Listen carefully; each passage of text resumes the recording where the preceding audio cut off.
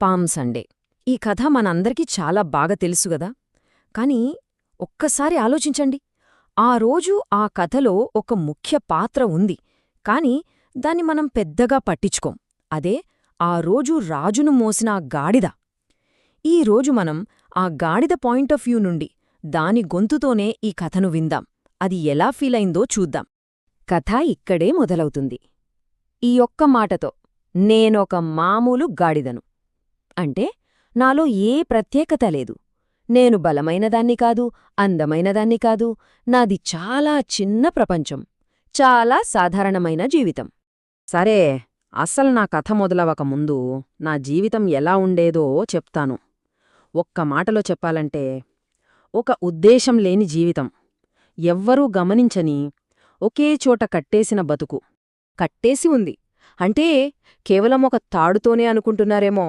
కాదు, నా బతుకే ఒక బంధనం. నా పరిస్థితులే నన్ను కట్టేశాయి. ప్రతిరోజూ ఒకేలా, ఏ మార్పు లేదు. రేపేదైనా కొత్తగా జరుగుతుందన్న ఆశే లేదు. నన్ను ఎవ్వరూ పట్టించుకోలేదు. నా వైపు ఎవ్వరూ చూడలేదు.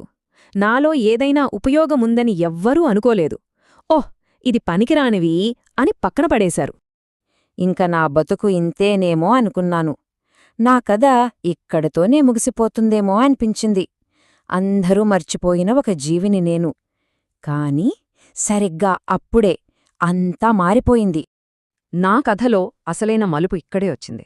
ఒక రాజు నా జీవితానికి ఒక కొత్త అర్థాన్నిచ్చారు. నేనస్సలు ఊహించని ఒక ప్రయాణం కోసం నన్ను ఎంచుకున్నారు. ఉన్నట్టుండే ఇద్దరు మనుషులు నా దగ్గరకొచ్చారు. వాళ్లు నాకన్నా మంచిదాన్నో బలమైనదాన్నో వెతుక్కోలేదు. వాళ్లు నాకోసమే వచ్చారు. వాళ్లు నా మెడకున్న తాడు విప్పుతుంటే మొదటిసారి నాకు స్వేచ్ఛ అంటే ఏంటో తెలిసింది. అప్పుడే ఆ మాట విన్నాను, ప్రభూకి దీని అవసరం ఉంది. నాలాంటిదాని అవసరం ప్రభూకేముంటుంది అని ఆశ్చర్యపోయాను. అప్పుడే నేను యేసును చూశాను. ఆయన కళ్లల్లో నన్ను చూసుకున్నాను. ఆయన నన్ను అందర్లా చూడలేదు. వేరేవాళ్లకు మామూలుగా కనిపించిన నాలో ఆయన ఒక ఉద్దేశ్యాన్ని చూశారు. ఆ ఒక్క చూపుతో నా జీవితానికి ఒక అర్థం దొరికింది. ఆ క్షణం నుండి నేను మామూలు గాడిదను కాదు, నేను రాజును మోసే వాహనాన్ని. నేను నడుస్తుంటే చుట్టూ ఉన్న జనం హోసన్నా హోసన్నా అని గట్టిగా అరుస్తున్నారు. వాళ్ల బట్టల్ని దారి పొడవునా పొరుస్తున్నారు.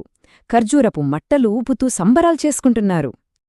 అయితే నాకు వెంటనే అర్థమైంది, ఈ సంబరాలన్నీ నాకోసం కాదని, నేను మోస్తున్నా రాజుకోసమని. అప్పుడే ఒక గొప్ప సత్యం తెలిసింది.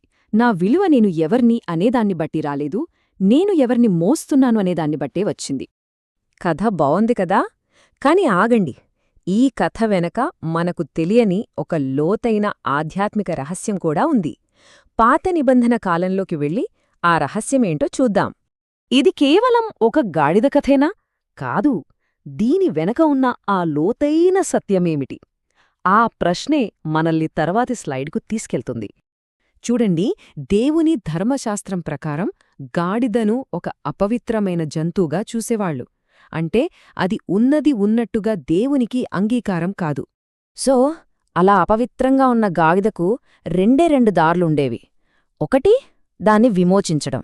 అంటే దానికి బదులుగా ఒక గొర్రెపిల్లను బలిగా ఇవ్వాలి. అప్పుడది బ్రతుకుతుంది. ఇక రెండో ఆప్షన్, ఒకవేళ అలా విమోచించకపోతే దాని మెడ విరిచి చంపేయాలి. అంతే, వేరే దారే లేదు. దానంతటి దానికి బ్రతికే హక్కు లేదనమాట. ఇప్పుడు ఈ గాడిద కథ మనకు ఎలా వర్తిస్తుందో చూద్దాం. ఈ ఉపమానాన్ని మన జీవితాలకు అన్వయించుకుందాం.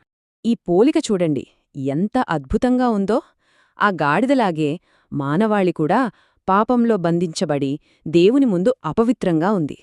మరి ఆ గాడిదను ఒక గొర్రెపిల్ల ఎలాగైతే విమోచించిందో, మనందరికోసం దేవుని గొర్రెపిల్ల అయిన యేసుక్రీస్తు తన ప్రాణాన్ని బలిగా అర్పించి మనల్ని విమోచించారు.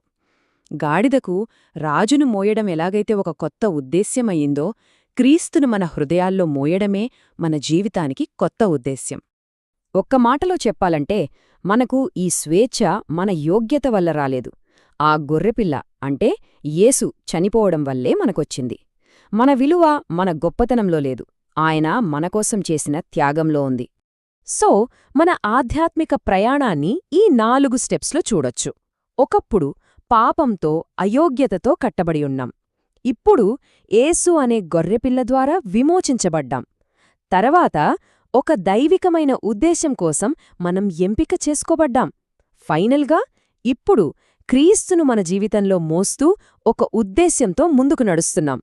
చివరిగా మనం ఈ కథ నుండి నేర్చుకోవాల్సిన అతి ముఖ్యమైన పాఠం ఇదే.